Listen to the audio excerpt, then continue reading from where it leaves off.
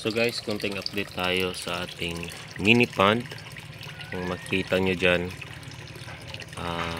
sobrang init ngayon, pero half shade sila kasi maraming mga dahon-dahon sa gilid, maraming plants. So ayan guys, kaibahan lang talaga ng pagkain ng tati. Dapat ito yung pinapakain ko guys, oh. Kung makikita nyo guys, sa tubig nya mamantika siya guys. So better pag magpapakain kayo ng mga fish food, lalo na pag marami siyang mantikang content, is yung mauubos agad tuwing less than 5 minutes. Pero mas maganda wala pang 1 minute ubos na, kagaya ng ginawa ko, kasi ano yan hindi ko binibigla pagpapakain.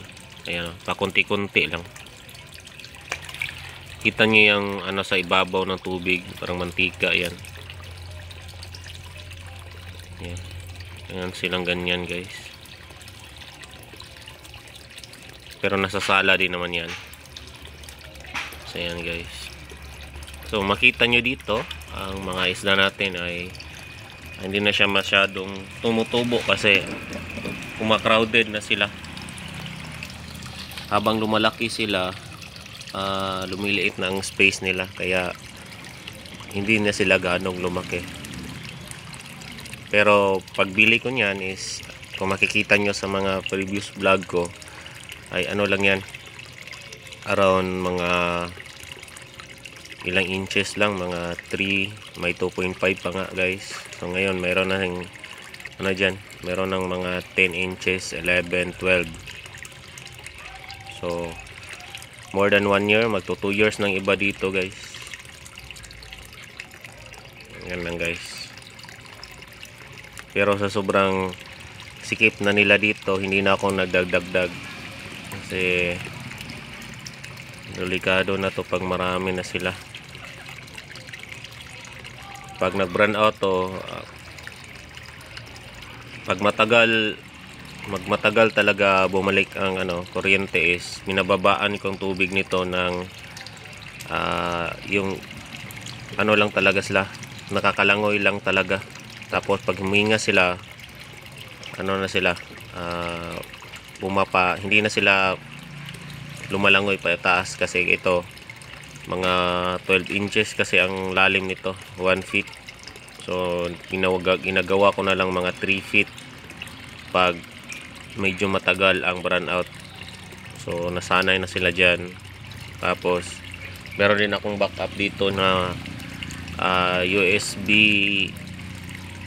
na guys, air pump. So sinasaksak lang sa power bank. Ayan guys, meron ng goldfish dito guys, pero male lang lahat ng goldfish nandito guys. Bawal to lagyan ng mga female, kasi pag nangitlog yan, susundan na yan ng mga male goldfish, tapos kalain ng mga koi na pagkain. So it's better na ganyan lang. So yun lang ang ating update dito guys. So kung pasisilip natin dito, ayan, simple lang ang ating setup dito. So kung gusto nyong mag-alaga, bumili kayo sa mga pet shop, tapos i-quarantine nyo ng mga 3 days na walang pakain. Lalo na pag hindi yan unang isda nyo, lalo na pag ganito mayroon ng isda tapos lalagyan nyo ng bago, mag-ammonia kasi yan guys. Ang daming ammonia yan, tapos yan yung nagkakasakit yung mga isda, kasi hindi sila pareho ng bakterya. Yung iba galing fish pond. So yun yung ginagawa natin dati. Ngayon hindi na, kasi hindi na ako nagdadagdag dito. Especially koi talaga guys. Yun yung talagang guys, pag meron kang bagong koi tapos nilagay mo dito, tsak merong magkakasakit kasi pag hindi na proper quarantine. So yun lang guys, happy fish keeping.